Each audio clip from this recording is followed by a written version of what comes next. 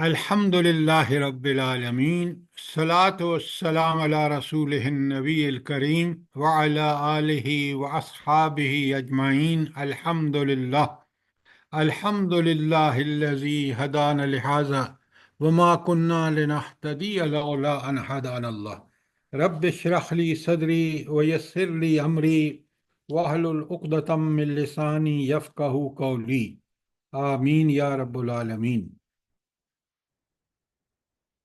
سب سے پہلے تو میں آپ سے سوال کروں گا اور آپ نے جواب دینے ہیں تاکہ ہمیں پتہ چلے کہ ہم واقعتاً ان چیزوں کو جو پڑھ رہے ہیں ان کو اپلائی بھی قرآن میں کر سکتے ہیں یا نہیں۔ مقصد ہمارا ان چیزوں کو سمجھنے کا یہ ہے کہ ہمارے پاس یہ سارے ٹول اینڈ ٹیکنیکس ہوں گے تاکہ ہم قرآن کی آیات کو، قرآن کی صورتوں کو کما حقہ سمجھ سکیں۔ اب سب سے پہلے میرا آپ سے سوال ہے کہ ایک سورت پڑھ رہے ہیں آپ، قرآن کی کوئی سورت، اور آپ کو سورت مکی ہے یا مدنی ہے، اس کا کیا آپ کو کیسے پتہ لگائیں گے؟ جلدی بتائیں۔ شان نزول۔ او بھائی، شان نزول کو چھوڑیں، جب میں نے پڑھایا ہے اس کے نتیجے میں مجھے بتائیں، الٹی بات مت کیا کریں۔ سر جی، مکی صورتیں پڑھتے ہوئے ہمیں توحید، رسالت اور آخرت کے بارے میں معلوم ہوتا ہے، اور مدنی صورتیں پڑھتے ہوئے جنگوں آپ کا۔ آپ آپ بہت شارٹ کر رہے ہیں، یہ بالکل غلط بات ہے۔ صرف میں نے مکی کا سوال کیا ہے اور مکی میں آپ صرف اتنی بتا رہے ہیں کہ توحید، رسالت، آخرت پڑھ آئے گا تو ہم سمجھیں گے یہ صورت مکی ہے۔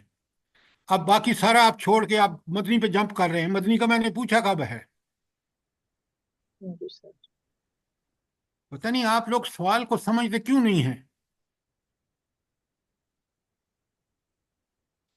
اب بڑے غور سے سنیے، قرآن پڑھتے وقت صورت میں پڑھوں گا، سب سے پہلے آپ دیکھ لیں آخری دو پارے جب بھی آپ پڑھیں گے آپ کو پتہ چلے گا کہ پوری کی پوری صورت توحید، رسالت اور آخرت، ایسا ہی ہے؟ بولے نا۔ جی سر جی۔ جی سر جی۔ اچھا، بات کو سمجھیں۔ اچھا، اب ہم کوئی فرض کیجئے سورہ ہود پڑھتے ہیں، پتہ چلا کہ اس میں تو کثرت سے واقعات بیان ہیں، انبیاء، رسل، قصص الانبیاء بیان ہیں یا نہیں ہیں؟ جی سر۔ بتائیں نا۔ تو جی کیا سر۔ یہ ہم اس لیے پڑھ رہے ہیں کہ تفریح کے لیے پڑھ رہے ہیں یا سمجھ کے پڑھ رہے ہیں؟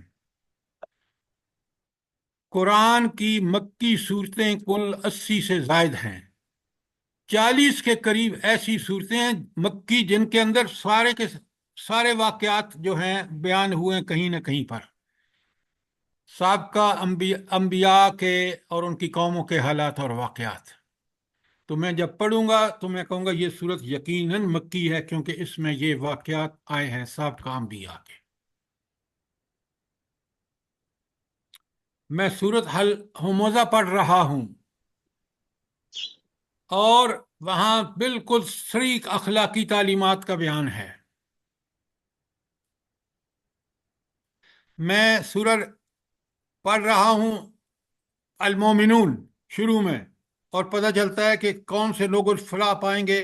اس میں جہاں عبادات کا معاملہ ہے وہاں اخلاق پوری طرح موجود ہے، سورہ المعارج میں پوری طرح موجود ہے۔ تو آپ کیوں نہیں اس طرح چیزوں کو سمجھتے کہ یہ پتہ لگنا کہ اس میں جو 3 مرکزی مضمون ہیں ان میں سے 2 ہوں گے یا 1 ہوگا یا تینوں ہوں گے؟ اب سوال کیجیے آپ اس پہ، جو بھی چیز کلیئر نہیں ہے۔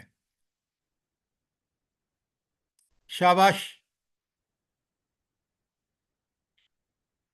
اچھا، اب اگلا سوال بڑا غور سے سنیے۔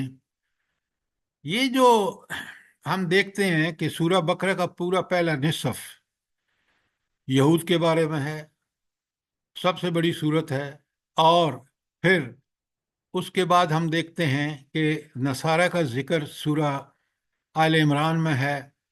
پھر میں نے آپ کو ہینڈ آؤٹ بھیجا ہے کہ مدنی صورتوں میں کہاں کہاں یہ آیا ہے اہل کتاب کے بارے میں۔ سوال یہ ہے کہ قرآن تو کتاب ہدایت ہے، تو ان کا ذکر اتنی کثرت سے کیوں آیا ہے؟ یہ ہے میرا سوال، جواب دیجئے۔ سر، اس کا یہ جواب ہے کہ اللہ تعالیٰ کی مہربانیوں کے باوجود جب انسان نافرمانیاں کرتے ہیں تو ان کا یہ انجام ہوتا ہے۔ عبرت حاصل کریں۔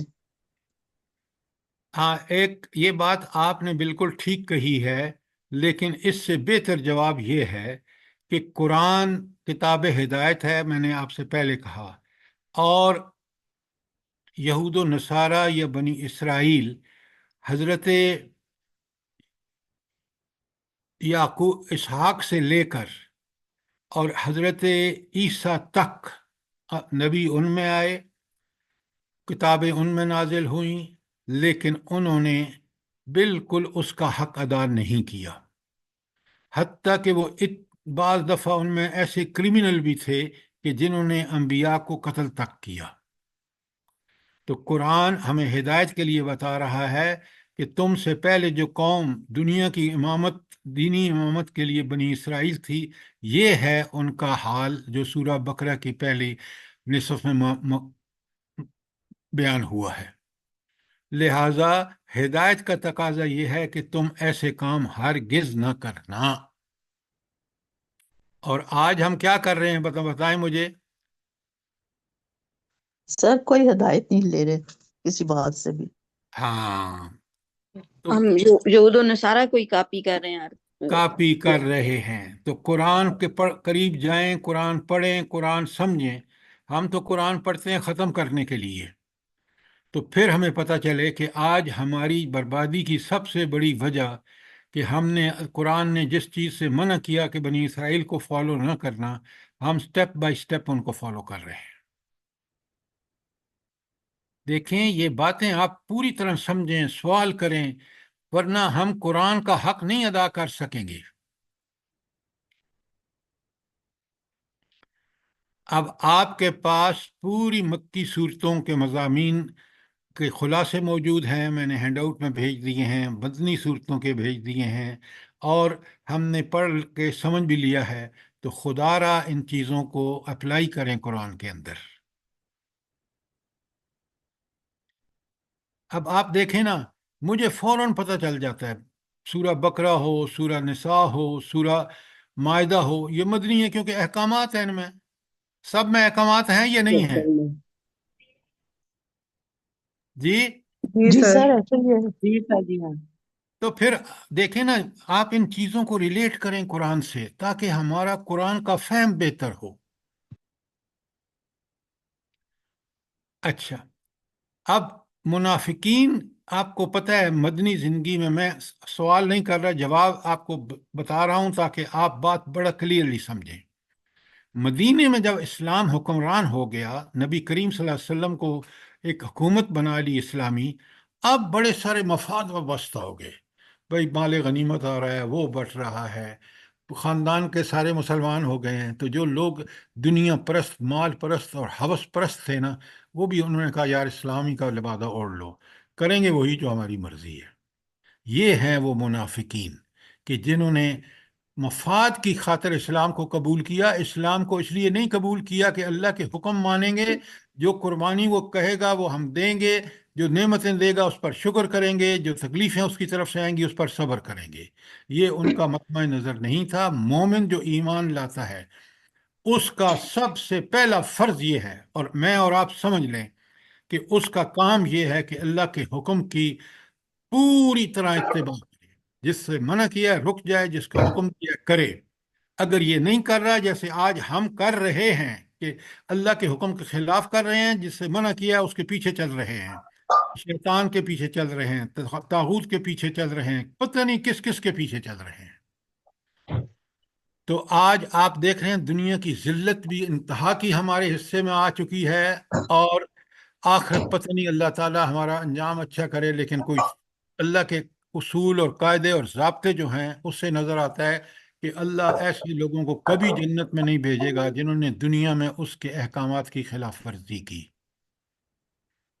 یہ ساری باتیں آپ سمجھیں، کچھ نوٹ کریں، تاکہ پھر آپ جب قرآن پڑھیں تو انشاءاللہ آپ کو قرآن کی روح سمجھ آ جائے۔ کوئی سوال، کوئی چیز کلیئر نہ ہوئی ہو؟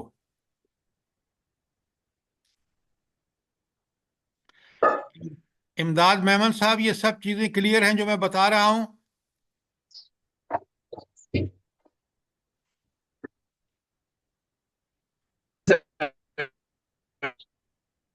آپ کی آواز نہیں آ رہی، آپ کا لگتا ہے خراب ہے سسٹم۔ جی میں ٹریول کر رہا ہوں ذرا باہر۔ اچھا، چلیں اب دیکھیں یہ ساری چیزیں جو آپ کو پوری مکی صورتوں کی مرکزی مضامین کیا ہیں، کہاں ہیں، مدنی صورتوں کے مرکزی مضامین کا کیوں ہیں، کہاں ہیں، ساری چیزیں میں کھول کھول کے آپ کے سامنے بیان کر رہا ہوں۔ اگر آپ کا کوئی سوال ہے تو ضرور کریں، تاکہ چیزیں آپ سمجھ کے چلیں۔ اچھا، آج آخری چیز جو مدنی صورتوں کی ہے، مین مضامین ہے، وہ غزوات اور اس پر تبصرہ جو قرآن میں آیا ہے۔ ہینڈ آؤٹ آپ کے پاس 13 پیجز کا ہے، موجود ہے کہ نہیں ہے؟ جلدی بتائیں۔ سر جی جی سر ہاں، موجود ہے۔ سر جی ہے۔ جب میں جلدی کہتا ہوں تو پھر آپ بتاتے ہیں، پتہ نہیں آپ کیوں اتنا انتظار کرتے ہیں، وقت کیوں ضائع کرتے ہیں۔ سر وہ ہمارے مائک بند ہوتے ہیں نا، وہ کھولنے میں ٹائم لگ جاتا ہے۔ 1 سیکنڈ لگتا ہے۔ اچھا، اب ذرا بڑے غور سے سنیے اور سمجھیے۔ یہ بتائیں کہ اتنی مسلمان ملک ہیں، اتنی ان کی فوجیں ہیں، تو یہ اتنی ناکام کیوں ہیں کہ آج ہماری مائیں، بہنیں، بچے، بزرگ، عورتیں، لڑکے، بچے یہاں قتل ہو رہی ہیں، اور ان کی اس طرح بےخکنی کی جا رہی ہے کہ خود مغربی دنیا میں جو تھوڑے سے انصاف پسند لوگ ہیں، انہوں نے خوب ہنگامے کر رہے ہیں۔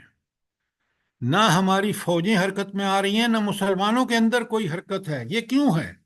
جلدی بتائیں۔ سر ایک تو سر جی، ایمان کی اللہ پہ کمزوری توکل ہے۔ نہیں ہے ہم لوگوں کا۔ سر ایک تو ایمان کی کمزوری ہے، اور دوسرا یہ قرآن و سنت کا علم ہی نہیں ہے۔ دنیا پرست ہو گیا سر۔ مفاد پرستی بھی ہے، بزدلی ہے۔ یہ ساری باتیں آپ کی ٹھیک ہیں، قرآن سے جہاد آپ کی، پڑھیں نا ان پلیز۔ کی جہاد کی آپ ٹریننگ بھی آپ نہیں چپ رہیں۔ جب میں بات کرتا ہوں تو پھر آپ سنتے نہیں ہیں، اس وقت جب بولتے ہیں تو آپ غلط بات کرتے ہیں۔ ذرا وقت کا خیال کریں، اور جب میں غلط بات کروں تو آپ مجھے ٹوکیں۔ سنیں بات کیا ہے۔ بات یہ ہے، ذرا سوچیں، غور کریں۔ حضور نبی کریم صلی اللہ علیہ وسلم یتیم پیدا ہوتے ہیں مکے میں، اور 40 سال میں نبوت ملتی ہے۔ نبوت کے بعد جو آپ کو پریشانیاں لاحق ہیں، پڑھیں سیرت۔ آخر میں 13ویں سال نبوت کے قتل کا منصوبہ ایگزیکیوٹ نافذ کرنے والے تھے مکے والے، قریش مکہ۔ آپ کا گھر گھیرے میں تھا صبح جب نماز کے نکلے ہیں۔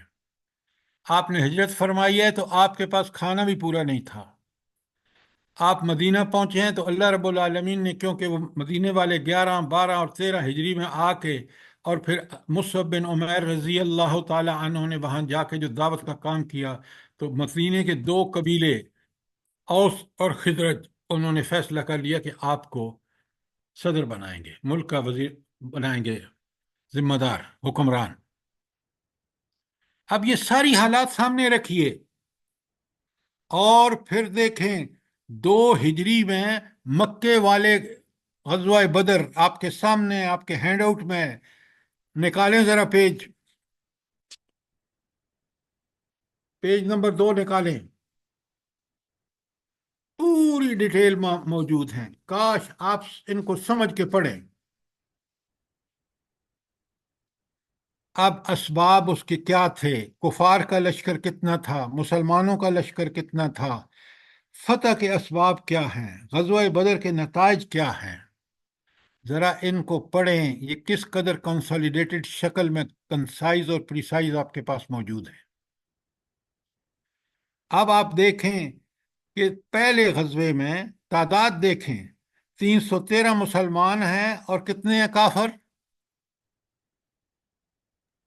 1000 ذرا نوٹ فرمائیں، اور ریزلٹس دیکھیں، 70 قتل ہوئے مقتول ان کے کافروں کے، اور مسلمانوں کے کتنے شہید ہوئے؟ صرف 14، 70، اور یہ قیدی بنا لیے، اس میں بھی بڑے بڑے سردار تھے، ابو جہل تھا۔ تو یہ کوئی رب کی رحمتوں اور اس کی مدد کی کوئی انتہا ہے کہ مکے کا لشکر آتا ہے، آج ہم مٹا کے ہی جائیں گے اس مدینے کو صفحہ ہستی سے، لیکن بڑے بڑے سردار خود مٹ گئے۔ اور مقابلہ دیکھیں، 1000 پورے لیس ہیں، اور ان کو 313 کے پاس پورے ہتھیار بھی نہیں ہیں۔ جس کو اللہ پر بھروسہ ہوتا ہے نا، اللہ اس کو کامیاب کرتا ہے، اور جس کو ناز ہوتا ہے نا اپنے ہتھیاروں پر، اپنی ٹیکنالوجی پر، وہ یہ آپ کے سامنے ہے۔ بالکل یہی حال موجودہ دور میں افغانستان میں ہوئی ہے، ہوئی ہے نہیں ہوئی؟ جی سر۔ کاش کاش مسلمان اس بات کو سوچتے کہ دیکھیں ہمارے سامنے یہ واقعہ ہوا ہے، آج بھی امریکہ وہ زخم چاٹ رہا ہے۔ آپ نے سنا ہوگا کہ ٹرمپ نے کہا ہے کہ میں ان جرنیلوں کو نہیں چھوڑوں گا جنہوں نے وہاں ہمیں شکست دلوائی ہے۔ جی سر، سنا ہے۔ لیکن ہم ایمان کے نقطہ نظر سے نہیں سنتے، ہم ان چیزوں کو بس یہ میڈیا پہ یہ خبر آ گئی ہے۔ اس کے پیچھے دیکھیں، غزوہ بدر کے نتائج دیکھیں اور افغانستان کے نتائج دیکھیں۔ چلے میں ایک سوال کرتا ہوں آپ سے، اگر آپ کو کمپیئر کرنا ہو، تقابل کرنا ہو، تو کون سی جنگ ہے یا کون سی غزوہ ہے جو نبی کریم صلی اللہ علیہ وسلم کا ہے جس کو بالکل من و ان ہم کمپیئر کر سکتے ہیں جہاد افغانستان سے؟ کون سا غزوہ ہے؟ سر، غزوہ احزاب۔ ڈاکٹر صاحب آپ پلیز ذرا کم جلدی نہ بولا کریں خدا کے لیے، تاکہ مجھے پتہ چلے کہ لوگوں میں کوئی سوچ و فکر ہے۔ ہم نے 100 قرآن ختم کر لیے ہیں۔ اچھا چلیں، ڈاکٹر صاحبہ نے بالکل ٹھیک بتایا ہے۔ اب ڈاکٹر صاحب آپ نہ بولیے، دوسرے لوگ بھی نہ بولیں جو عموماً بولتے ہیں۔ آپ مجھے یہ بتائیں کہ کیوں یہ ڈاکٹر صاحب نے کیوں کہا کہ من و ان ہم کمپیئر کر سکتے ہیں غزوہ احزاب اور افغانستان کی جنگ کو؟ کیسے من و ان کمپیئر کر سکتے ہیں؟ سر جی، اس میں بھی ساری طاقتیں، اس میں غزوہ احزاب میں بھی سارے مسلمانوں کے خلاف اٹھ کے کھڑے ہو گئے تھے، اور مسلمانوں نے اللہ تعالیٰ نے مدد کی ان کی، اور اللہ تعالیٰ نے کامیابی دی۔ تو اسی طرح یہ افغانستان، سارے جو دشمن ممالک ہیں، امریکہ اور یہ سارے یورپین کنٹریز، یہ مل کر افغانستان کے خلاف ہوئے تھے، لیکن اللہ تعالیٰ نے پھر انہی کی، اللہ کے مومن بندوں کی مدد کی۔ آپ کی بات ٹھیک ہے، لیکن آپ نے بالکل ٹھیک کہا کہ سارے عرب قبائل جمع تھے یہاں، سارے امریکہ کے ساتھ دنیا بھر کے ملک نیٹو کی شکل میں، الائز کی شکل میں، اور پاکستان جیسے ملک نے ان کو اپنے اڈے بھی دے دیے۔ یہاں تک بالکل آپ کمپیئر کر سکتے ہیں ورڈ بائی ورڈ۔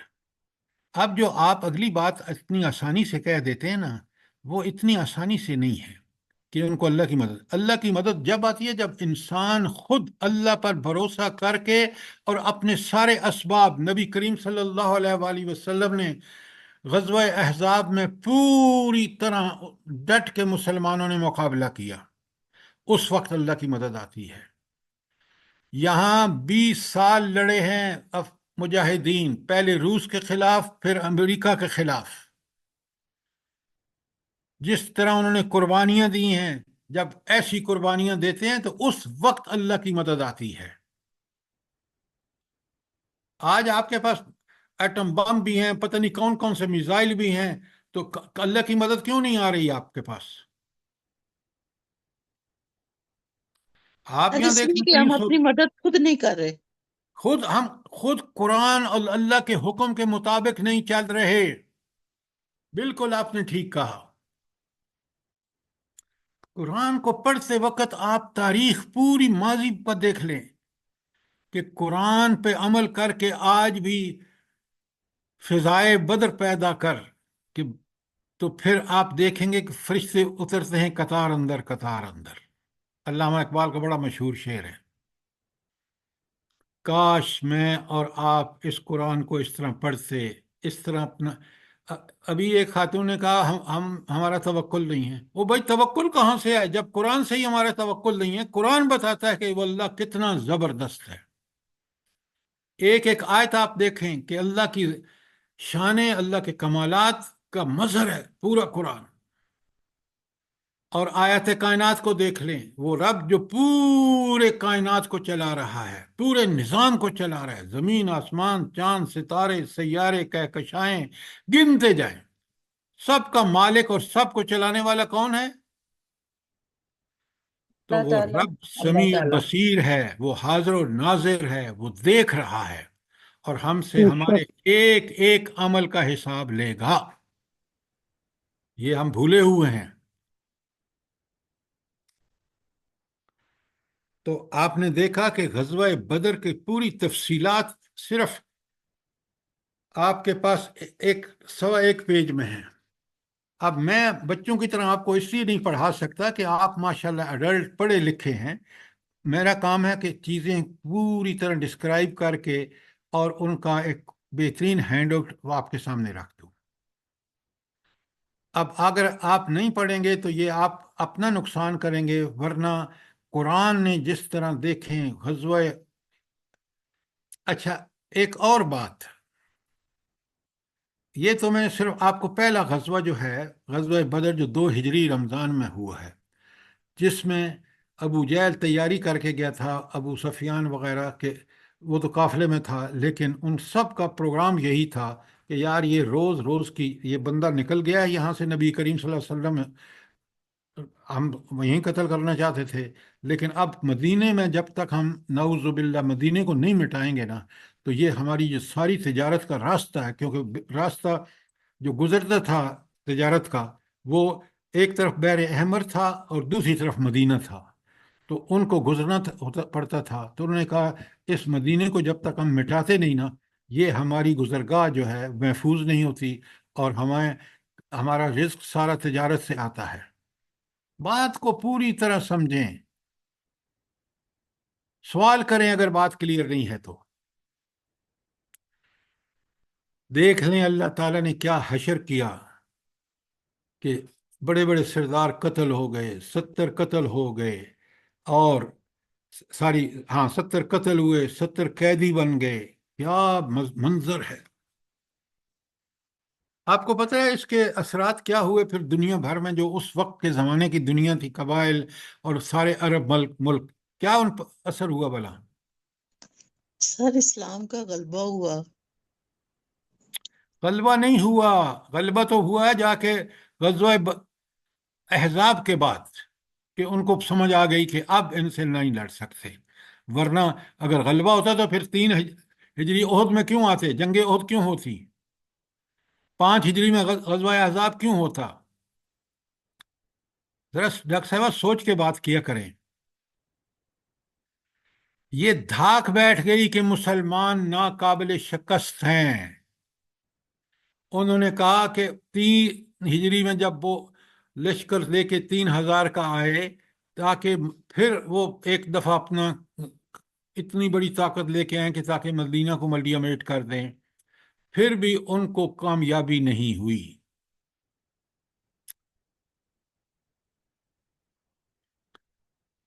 اگر آپ کو، میں بالکل بغیر کسی تعصب کے بات کر رہا ہوں، اگر آپ کو آج 2024 میں اور پوری دنیا کا پورا ماضی دیکھ لیں، کون ہے وہ جرنیل جس نے دنیا میں نمبر ون پہ آپ اگر پوری تاریخ کا جائزہ لیں اور نمبر ون پہ لکھنا ہو کہ یہ بندہ جو ہے، یہ اس نے جس ساز و سامان کی کمی کے باوجود فتوحات حاصل کی ہیں، تو آپ کو نمبر ون پہ کون نظر آئے گا؟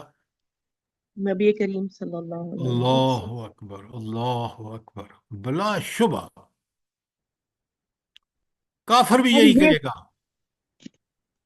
سر یہ بات تو اس بندے نے کتاب میں بھی لکھی ہے، نمبر ون پہ آپ کو رکھ کے کہ محدود وسائل اور بے کافر نے انتہا لکھا ہے، کام۔ کافر نے، اس نے ہر چیز، ہر پہلو سے پہلے ان کو وہ احتساب کر کے لکھا ہے۔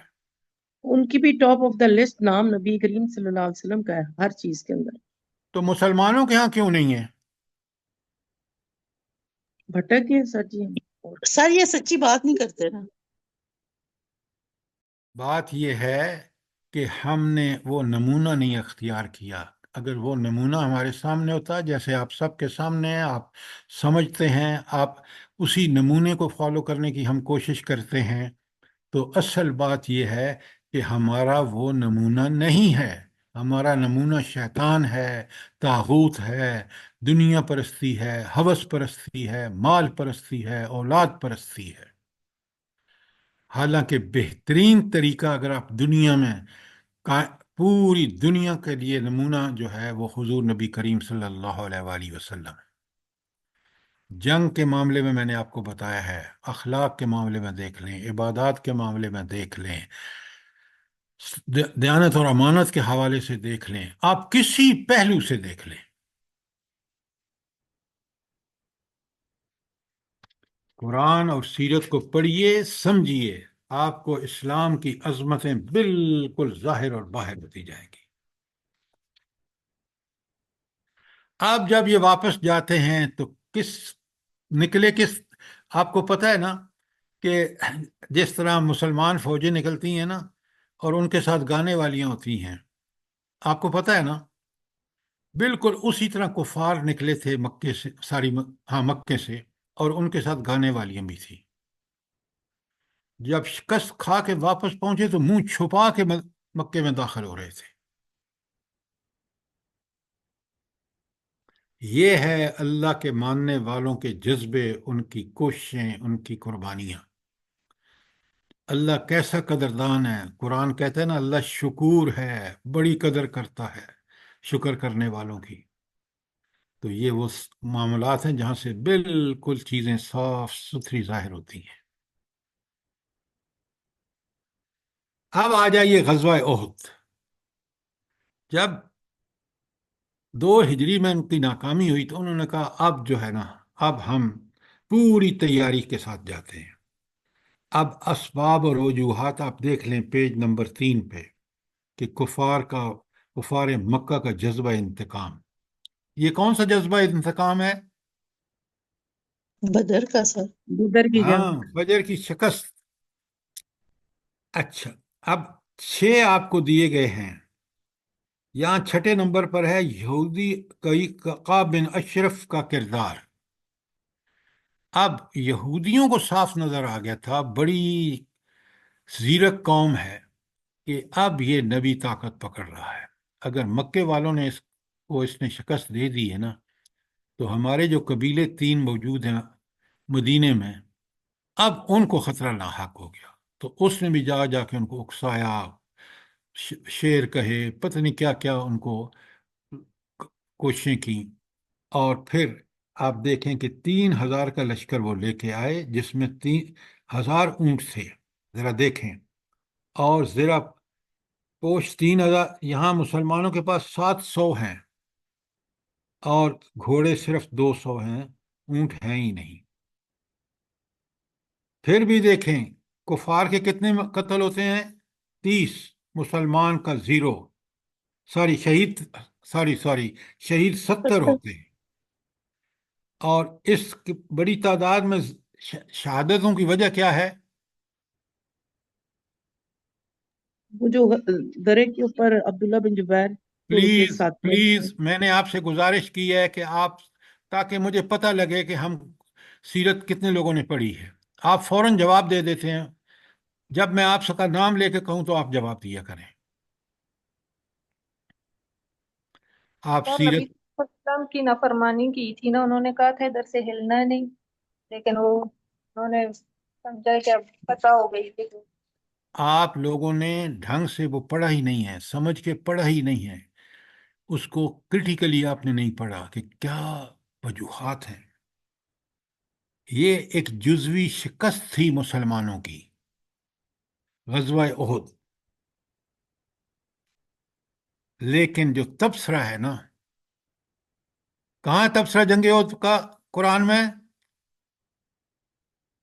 سورہ آل عمران میں. عمران.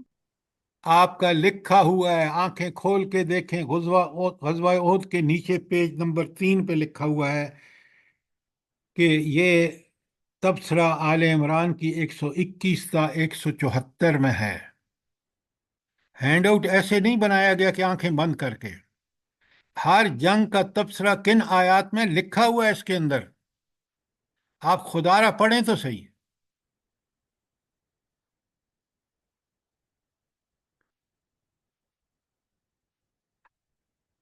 اب یہاں آپ نے دیکھا کہ یہودی کا بن اشرف جو بڑا امیر آدمی تھا، اس نے بڑا جا جا کے اکسایا. جب یہاں بھی ان کو کامیابی نہیں ہوئی تو انہوں نے 5 ہجری میں ان قبیلوں نے تینوں نے ان کی مدد بھی کی. پہلے بھی کرتے تھے، لیکن 2 قبیلے رہ گئے تھے. ایک قبیلہ نکال دیا تھا، جلا وطن کر دیا تھا نبی کریم صلی اللہ علیہ وسلم نے انہی خلاف ورزیوں کی وجہ سے. وہ کون سا قبیلہ تھا جس کو جلا وطن کیا تھا؟ بنو جی، قینقاع سر، بنو قینقاع. میں نے ڈاکٹر صاحب آپ کو منع کیا ہے. دیکھیں، مجھے اندازہ کرنا ہے کہ لوگوں نے کتنا پڑھ رکھا ہے، کتنا ان کو پڑھنا چاہیے.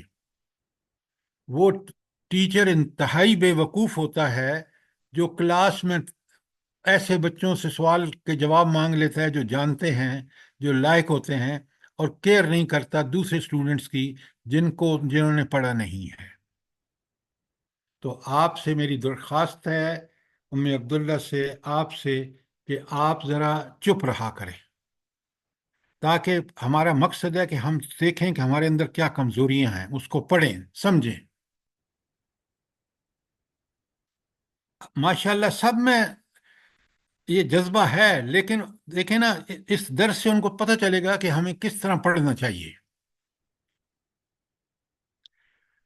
تو ایک قبیلہ جس نے جنگ بدر کے دوران اور اس کی فتح کے بعد حرکتیں کی، وہ بنو قینقاع تھا. اس کو جلا وطن محاصرہ کیا تو وہ جلا وطن ہو گئے. 2 قبیلے باقی تھے، دونوں نے بھرپور کوششیں کی قبیلوں کو جا جا کے.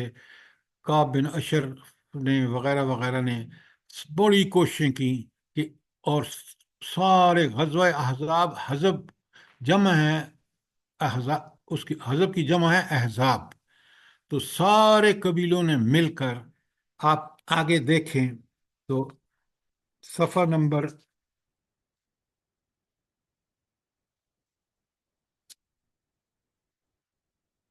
غزوہ احزاب جو ہے وہ آپ کا ہے صفحہ نمبر 4 پہ 4 ہے پر. سر. اس کو غزوہ خندق بھی کہتے ہیں، کیونکہ نبی کریم صلی اللہ علیہ وآلہ وسلم نے اور صحابہ نے مل کر ایک مدینے کے گرد خندق کھود لی تھی کہ تاکہ یہ سارا جو 10,000 کا لشکر ہے یہ آسانی سے داخل نہ ہو سکے مدینے میں. اور جہاں سے وہ داخل ہونے کی کوشش کرتے تھے وہ تیر انداز نبی کریم صلی اللہ علیہ وسلم کے وہیں ان کو جو کوشش کرتے تھے ان کو قتل کر دیتے تھے. لہذا چند کفار قتل ہوئے. 1 مہینے تک انہوں نے محاصرہ رکھا. اب رب العالمین کی مدد آئی. تو رب کی مدد ایسے نہیں آتی کہ ہم آپ نام لیں مسلمانوں کا اور نعرہ لگائیں. نعرے باز تو ہم سے کوئی کم ہے، لیکن ہمارا عمل نہیں ہے. اللہ تعالیٰ تو مدد ضرور کرتے ہیں، لیکن پہلے دیکھ کے کہ کتنا مخلص ہے مومن. تو آپ دیکھیں کہ کس قدر ان کو ناکامی ہوئی. 1 مہینے کے بعد رات کو ایسا طوفان آیا کہ ان کے خیمے اکھڑ گئے، اور 10,000 کے 10,000 جو ہے وہ چھوڑ کر میدان بھاگ واپس چلے گئے. صبح جب مدینے والے اٹھے تو حیران پریشان. اب یہاں آپ کفار کا دیکھیں نا، کہ ساری منافقین، تو منافقین پتہ کیا کہتے تھے اس وقت جب یہاں یہ صورتحال تھی محاصرے والی؟ کیا کہتے تھے؟ آپ نے پڑھا ہی نہیں ہے غزوہ احزاب، میں نے آیتیں لکھ کے بھیجی ہیں. وہ کہنے لگے کہ کیا یہ نبی کریم صلی اللہ علیہ وسلم ہم سے وعدے کرتے تھے کسرا کیسر و کسرا تمہارے پاؤں کے نیچے ہوں گے، کہ یہاں تو ہم باہر پیشاب کرنے بھی نہیں جا سکتے. دیکھیں نا، اتنی زیادتی نہ کریں. اللہ تعالیٰ نے آپ کو جذبے دیے ہیں، آیات آپ کے سامنے ہیں، آپ پڑھیں ان کو. تو آپ دیکھ رہے ہیں اب نتائج کیا ہوئے. اچھا، نتیجے میں ایک بات نبی کریم صلی اللہ علیہ وآلہ وسلم نے کہی ہے غزوہ احزاب کے بعد. آپ دونوں چپ رہیں گے. کیا بات کہی ہے نبی کریم صلی اللہ علیہ وآلہ وسلم نے غزوہ احزاب کے بعد؟ جلدی بتائیں. آج کے بعد یہ مجرم نہیں اٹھ سکیں گے کیوں نہیں اٹھ سکیں گے؟ کہ اب ان کی کمر ٹوٹ گئی ہے اور یہ ان میں وہ آپ ہمت. اٹھنے کا لفظ ہی غلط کہہ رہے ہیں. بھاگ کے گئے نہیں گئے تھے، اٹھ کے بھاگے نہیں تھے. نبی کریم صلی اللہ علیہ وآلہ وسلم نے فرمایا آج کے بعد یہ کبھی مدینے پر حملہ آور نہیں ہوں گے. نہ اتنے بندوں کو جمع کر سکیں گے، نہ اتنے ریسورسز، نہ 1 مہینے تک محاصرہ کبھی نہیں کر سکیں گے، کیونکہ ناکام ہو گئے ہیں اس محاصرے میں. اٹھ نہیں سکیں گے، یہ بھی کوئی بات ہوئی؟ بات سمجھ آئی ہے کہ نہیں آئی؟ جی سر. جی سر، ساری طاقت آزمائی گئی ہے. پوری، یعنی جتنا ان کے پاس طاقت تھی نا، جتنے یہودی پروپیگنڈا کر سکتے تھے، مشرکین مکہ جمع کر سکتے تھے لوگ، وہ انہوں نے کر لیے، وہ ناکام ہو گئے. حضور نبی کریم صلی اللہ علیہ وآلہ وسلم نے بالکل سچ فرمایا کہ آج کے بعد یہ کبھی حملہ آور نہیں ہوں گے. کیوں؟ ان کے کمر ٹوٹ گئی ہے، انہوں نے سب کچھ کر کے دیکھ لیا ہے. یہ ہے وہ رب کی تائید اور نصرت. اور اس وقت آتی ہے جب مومن اپنا سب کچھ لا کے اللہ کے سامنے ڈھیر کر دیتا ہے کہ لے رب. یہی اس میں ہوئی بات، نبی کریم صلی اللہ علیہ وسلم نے یہی کام کیا اس میں، بدر میں یہی کام کیا، احد میں، اور یہی کام کیا خندق یا احزاب میں. جی سر، آج بھی ہم امریکہ کی ساری بہادری دیکھ چکے ہیں، پھر بھی اس کے غلام بنے ہوئے ہیں. اس لیے کہ آپ کو حیرت ہوگی کہ ان کو ابھی بھی حیا نہیں آتی. میں کئی واقعات ہیں ذاتی جو میں آپ کو سننا چاہتا ہوں، لیکن اس میں پھر وہ خود نمائی کی بات آ جاتی ہے. ورنہ یقین مانے، یہ ایمان اور یقین یہ ایک بڑی چیز ہے. اور میں نے بڑے بڑے فوجی افسروں کو دیکھا ہے کہ ان کو اللہ پر یقین نہیں ہے.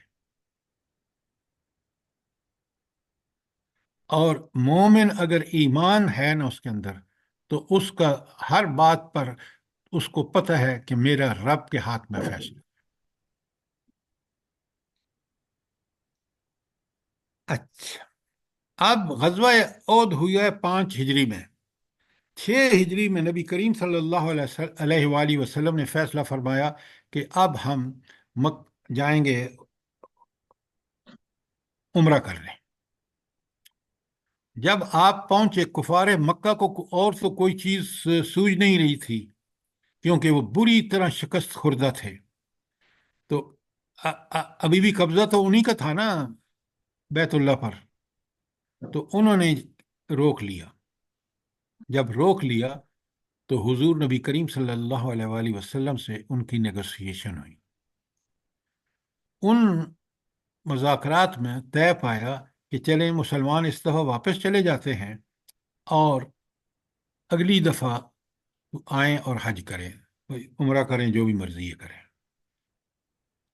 صحابہ نے اس کو بڑا، غیرت تھی نا ایمانی. حضرت عمر نے کہا یا رسول اللہ ہم تو ان سے اس وقت نہیں ڈرتے تھے جب یہ کافر، اب تو یہ شکست خوردہ ہے.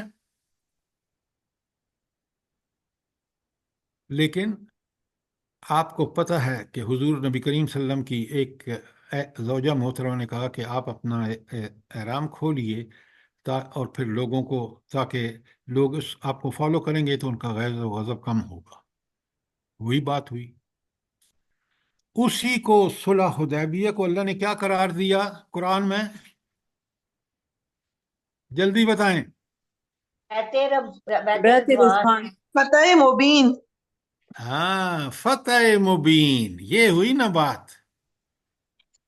اب آپ کو اگر صلح حدیبیہ کے سارے واقعات نہ پتہ ہوں تو آپ اس کو فتح مبین نہیں سمجھ سکتے جب تک آپ کو، اب آپ اس کی شرائط پڑھیں صلح حدیبیہ کی پیج نمبر 5 پر، اور اس کے نتائج سمجھیں. آپ نے بالکل نہیں پڑھا، ورنہ لکھا ہوا ہے صلح حدیبیہ کے اندر فتح مبین نمبر 1 پہ لکھی ہوئی ہے. خدا کے لیے ان کو پڑھیں. یہ بہت چیزیں ڈیٹا اکٹھا کر کے اس کو ارینج کر کے آپ کی خدمت میں پیش کیا گیا ہے. اچھا،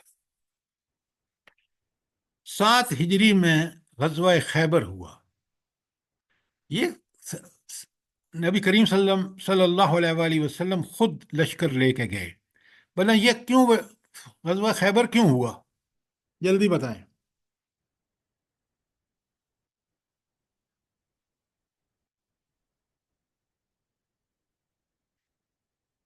سیرت پڑھیں آپ لوگ، آپ کو انشاءاللہ مزہ آئے گا. بڑے غور سے سنیں. جی سر پڑھا ہے، اتنا اچھا لکھا ہوا ہے. اچھا، آپ ذرا بتائیں کیوں. اب آپ بتائیں. سر سارے یہود ادھر تینوں قبائل جمع ہو گئے تھے، شرارتیں کر رہے تھے وہاں جا کے، پھر ان کے خلاف جہاد کرنا ضروری تھا. بالکل آپ نے ٹھیک کہا. میں ذرا اس کو تھوڑی سی تفصیل بتاتا ہوں آپ کو، تھوڑی سی. پہلا قبیلہ جو بنی کین کا تھا، وہ بھی یہاں سے جب الا وطن ہوا تو وہ بھی خیبر میں چلا گیا کیونکہ یہودی آلریڈی وہاں تھے. پھر دونوں قبیلے جو ہیں، بنو قریظہ اور دوسرا قبیلہ، یہ بھی وہیں چلے گئے اور وہاں بیٹھ کے، جیسے ڈاکٹر صاحبہ نے کہا، کہ وہ بڑی سخت سازشیں کر رہے تھے نبی کریم صلی اللہ علیہ وسلم کے خلاف. یعنی اس کا جو اظہار ہوتا ہے وہ بنو غزوہ احزاب میں ہوتا ہے کہ انہوں نے لوگوں کو جا جا کے اکسایا، جمع کیا، سب کام کیے. اور آپ کو پتہ ہے غزوہ احزاب کے بعد ہی بنی قریظہ جلا وطن ہوا ہے، 5 ہجری میں ہوا ہے. یہ تاریخیں آپ کو بالکل یاد ہونی چاہیے. تو 7 ہجری میں پھر نبی کریم صلی اللہ علیہ وآلہ وسلم کے 2 دشمن تھے. ایک قریش مکہ، بڑے غور سے سنیے، اور دوسرے وہ خیبر میں بیٹھے ہوئے یہودی سارے جو جمع ہو گئے تھے. اب 6 ہجری میں جب صلح حدیبیہ ہوا تو نبی کریم صلی اللہ علیہ وآلہ وسلم کس دشمن سے فارغ ہو گئے؟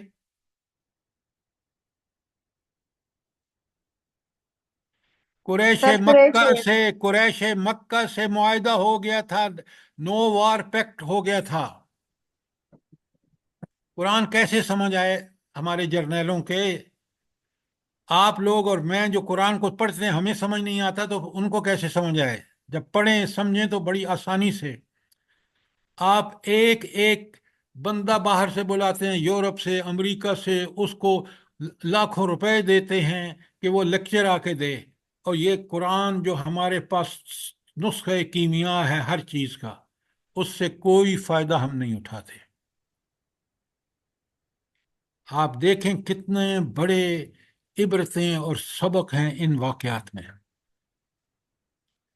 تو آپ دیکھیں کہ یہودیوں پر حملے کا مقصد نبی کریم صلی اللہ علیہ وسلم کا یہ تھا کہ ایک دشمن سے تو صلح حدیبیہ میں صلح ہو گئی، وہ نو وار پیکٹ، اس کا تو منہ ہو گیا بند. اب ان کی خبر لیں تاکہ یہ جو دشمن ہے، یہ اب دشمنی ان کی بالکل ختم ہو جائے. تو اس کے بعد نتیجے میں غزوہ خیبر ہوا، جو آپ کے ہینڈ آؤٹ میں بڑی تسلی سے اسباب، نتائج، پتہ نہیں کیا کیا لکھا ہوا ہے. اور آپ دیکھیں کہ حضور نبی کریم صلی اللہ علیہ وآلہ وسلم کا لشکر صرف 1500 پر تھا، اور یہودی وہاں کتنی بڑی تعداد میں تھے، 20,000 جو تھے وہ یہودی تھے، 93 قتل ہوئے، فتح حاصل ہوئی، اس کی ساری تفصیلات آپ خود پڑھیں سمجھیں۔ آپ کو چھوٹے بچے نہیں ہیں کہ میں ایک ایک چیز آپ کو میں نے لکھ کے تیار کر کے آپ کو کے سامنے رکھ دی ہے، اب آپ کو پڑھنا آپ کا فرض ہے، سمجھنا آپ کا فرض ہے، میرا فرض ہے کہ آپ کے کوئی سوال ہوں تو اس کا جواب دوں۔ 8 ہجری، اللہ اکبر، ذرا دیکھیں، جہاں 8 سال پہلے نبی کریم صلی اللہ علیہ وآلہ وسلم چھپتے چھپاتے وہاں نکلے، کیونکہ قتل کا منصوبہ نافذ ہو رہا تھا نبی کریم صلی اللہ علیہ وسلم کے قتل کا، ٹھیک 8 سال بعد اس مکہ جہاں پہ آپ کی زندگی دو بھر، مسلمان صحابہ اور صحابیات کی زندگی دو بھر کر دی گئی تھی، وہاں آپ نے 8 ہجری کو ایک لشکر لے کے تشریف لائے، اور 10,000 کا لشکر تھا۔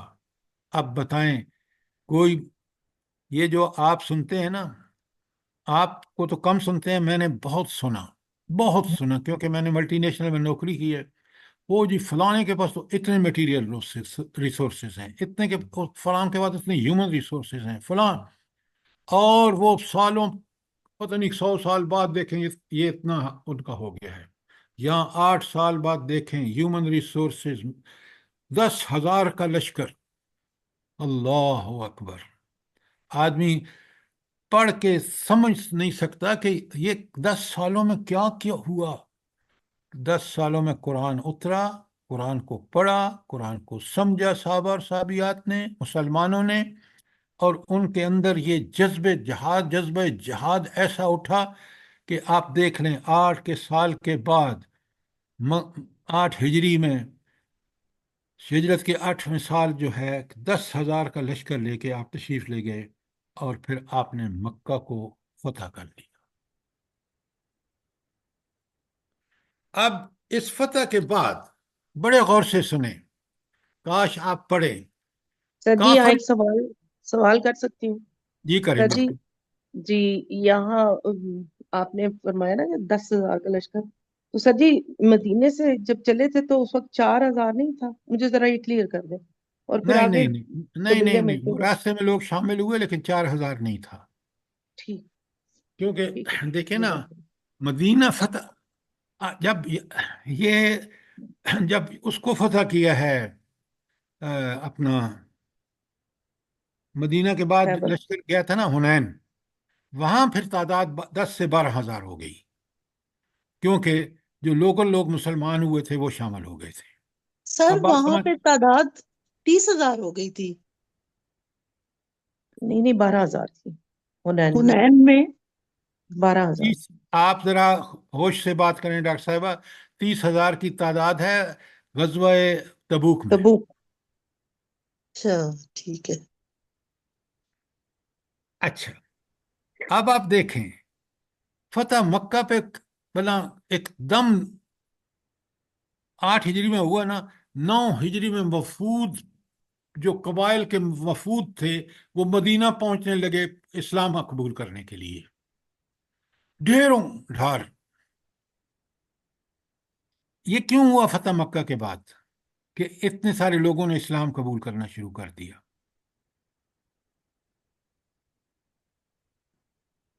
کیونکہ نبی پاک کی رسالت میں اب کوئی شک نہیں رہ گیا تھا۔ کیا بات کر رہے ہیں آپ بالکل جاہلانہ بات کر رہے ہیں۔ سیرت پڑھیں خدا کے لیے، اپنے عقل پہ مت جائیں۔ سیرت کہتی ہے کہ جب مکہ فتح ہوا تو عرب ایک ہی بات دیکھ رہے تھے کہ ان میں نبی کریم صلی اللہ علیہ وسلم اور جو مکے والے ہیں مشرکین، ان میں سے جس کا قبضہ ہو جائے گا مکہ پر وہ حق پر ہوگا۔ یہ ان کا کرائٹیریا تھا۔ اس کرائٹیریا کے مطابق نبی کریم صلی اللہ علیہ وآلہ وسلم نے جب مکہ فتح کر لیا 8 ہجری میں، تو پھر دھڑا دھڑ لوگ مسلمان ہونے شروع ہوئے۔ ذرا بات کو سمجھا کریں، آپ اس طرح بات مت کہا کریں کہ جس کا کوئی تاریخ سے میں عمل دخل نہ ہو۔ नबी करीम सल्लल्लाहु अलैहि वसल्लम की अगर रिसालत पर यकीन था तो मोमिनों को था, न मुनाफिकीन को था, न काफरों को था।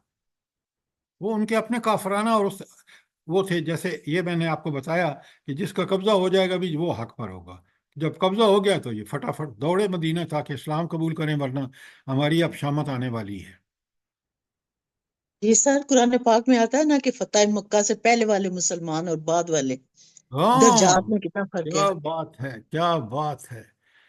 वो जो आप डॉक्टर साहबा अगर आप नोट फरमाए ना, तो अल्लाह ताला जिनकी तारीफ करता है वो उनकी है जिन्होंने हिजरत की नबी करीम सल्लल्लाहु अलैहि वसल्लम के साथ। जी सर। ये जो अब अव्वलून है ना, इनके दर्जे का तो कोई ठिकाना ही नहीं है। काश हम उस वक्त होते और अल्लाह ताला के रसूल सल्लल्लाहु अलैहि वसल्लम की इताअत और इत्तिबा में ये मुकाम हासिल कर लेते। काश सर ऐसे होता।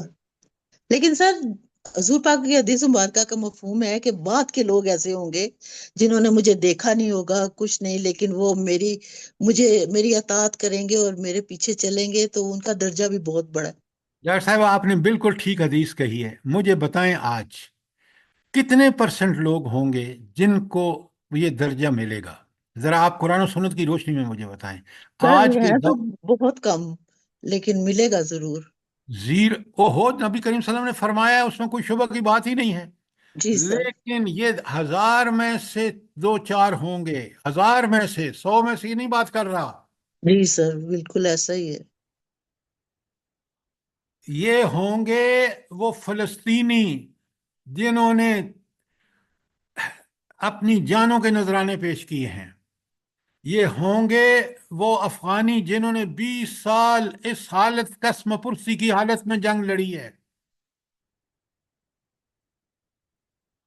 जरा बात करते वक्त सोचा करें बहुत। जी ये सर, कितने खुश नसीब होंगे।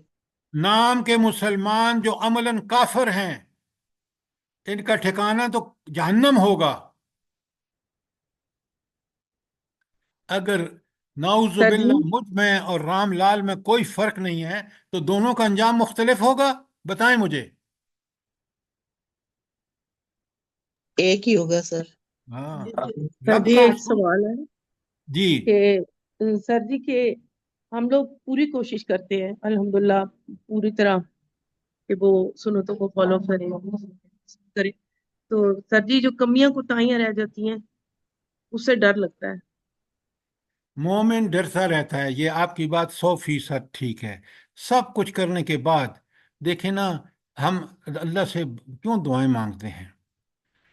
अगर आप इस दर्जे में, जिस दर्जे में नबी करीम सल्लल्लाहु अलैहि वसल्लम ने फरमाया कि वो मुझसे इन सहाबा से भी ज़्यादा अजीज़ होंगे, जब सहाबा ने पूछा, तो वो लोग ज़रा उनको अल्लाह ताला ने मौक़े भी बड़े मुख्तलिफ दिए होंगे। उन्होंने अपनी जानों के नजराने पेश किए होंगे। उन्होंने इत्तिबा का हक अदा किया होगा। आपके सवाल का जवाब मिल गया कि नहीं?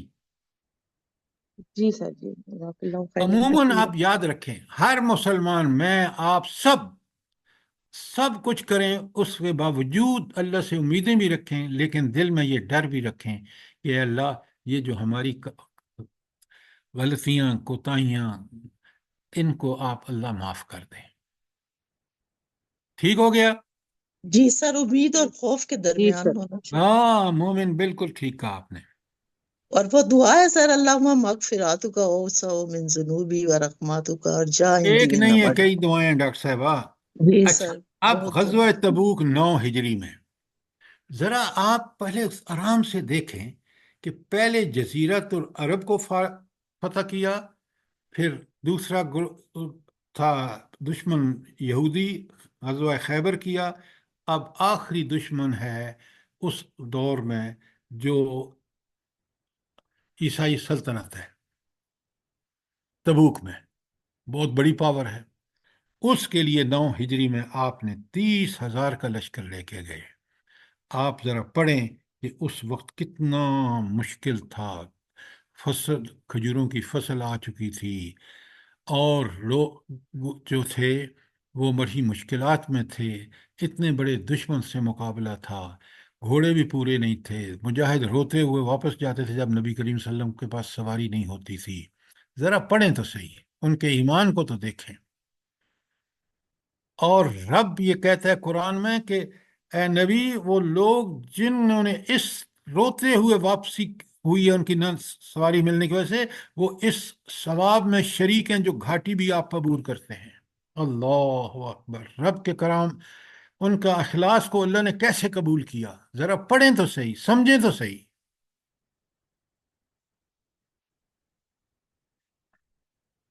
اس کے بعد نبی کریم صلی اللہ علیہ وآلہ وسلم کا خطبہ حجت الوداع ہے، جو بہت ہی دین کا پورا خلاصہ ہے۔ یہ پیج 7، اور آپ اس کے آگے ہجرت کے اسباب اور واقعات ہیں، یہ سب پڑھیں۔ مسلمانوں کی بڑی قیمتی اس کے اندر اسٹیٹسٹکس اور اعداد و شمار ہیں۔ اگر آپ اس کو پورے کو پڑھیں گے، سمجھیں گے نا، تو انشاءاللہ آپ دیکھیں گے کہ اس میں غزوات کے حوالے سے اس 13 پیجز کے ہینڈ آؤٹ میں ہر چیز موجود ہے اللہ کے فضل و کرم سے۔ پڑھنا اب آپ نے ہے۔ اچھا، اب ایک یہ جتنے دینی عبادات، اخلاق، جہاد و قتال، جو کچھ بھی ہے، اس کی اصل میں روح کیا ہے؟ جلدی بتائیں۔ اللہ کے بندے اور اللہ کے غلام بن کے رہے او ہم۔ ہو جنرل جواب مت مجھے دیا کریں، دین اسلام پھیل کر رہے گا انشاءاللہ۔ یہ بھی آپ کا جواب غلط ہے۔ میرا سوال ہے کہ آخر یہ جو پورا نظام ہے دین کا، عبادات، اخلاق، معاملات، جہاد و قتال، دنیا میں فروغ اور ترقی، اس کی بنیاد کیا ہے؟ اللہ کے دین کی سربلندی۔ لا حول ولا قوت الا توحید سر۔ بات یہ ہے، عقیدہ، ایمانیات۔ ایمان میں خاص کر 3 چیزیں ہیں: توحید، رسالت، آخرت، اور اس کے اندر بھی توحید ٹاپ پہ، سر فہرست۔ اگر عقیدہ نہیں ہوگا وہ پکا سچا، تو یہاں دنیا میں کسی کامیابی کا کوئی امکان نہیں ہے۔ بات غلط کہہ رہا ہوں تو سوال کیجئے۔ آج ہمارے ایمان کمزور ہیں، اور آپ نے دیکھا کہ مکی صورتوں میں جو اصل چیز ہے وہ ایمانیات ہے، اور بالکل پہلے، سب سے پہلے جو صورتیں نازل ہوئی ہیں، جو آخری 2 پارہ ہیں، وہ ایمانیات پر ہیں۔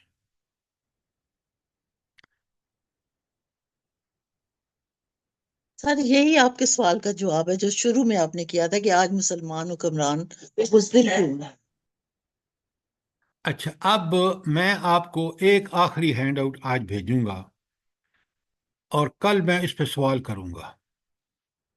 تو ہینڈ آؤٹ عجائب، یہ جو قرآن مجید میں عبادات، اخلاق، اعمال اور احکامات کو عقیدے سے جوڑا گیا ہے، یہ پیج 16 کا ہے، سب کو بھیج دیں۔ ذرا پڑھ کے آئیے گا، پہلے کی طرح نہیں کہ آپ بس لیکچر میں آ جاتے ہیں، پڑھ کے آئیں تاکہ آپ کو سمجھ آئے۔ یہ آخری بات ہوگی۔ پورے قرآن کو ہم نے مکی اور مدنی کو چھانا ہے۔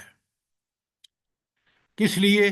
تاکہ قرآن ہمیں سمجھ میں جب آئے گا، جب ہم اس کے مرکزی مضامین کو سامنے رکھ کے کہ ان صورتوں میں مرکزی مضامین کیا ہے، تو جب آپ پڑھیں گے، سمجھیں گے، تو انشاءاللہ آپ کو مزہ آ جائے گا۔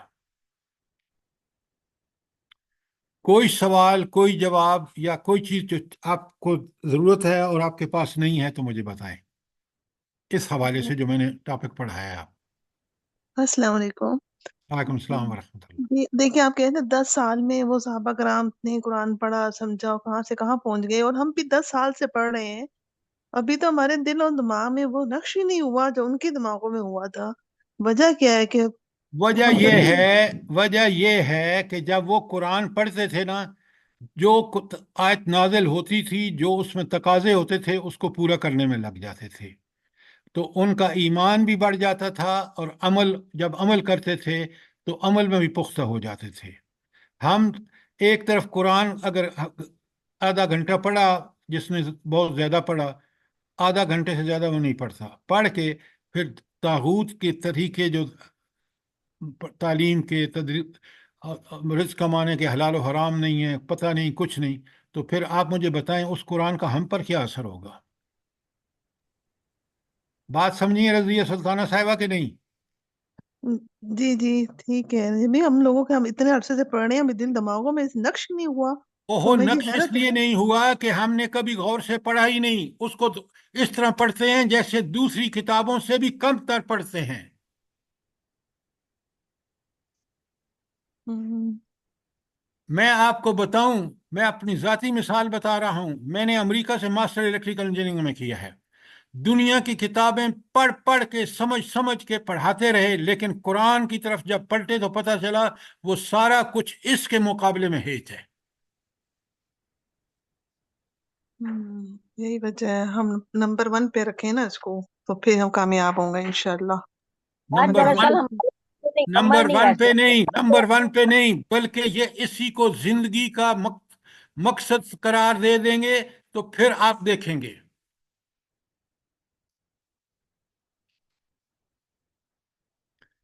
کوئی اور سوال، کوئی چیز، کیونکہ وقت ختم ہو رہا ہے.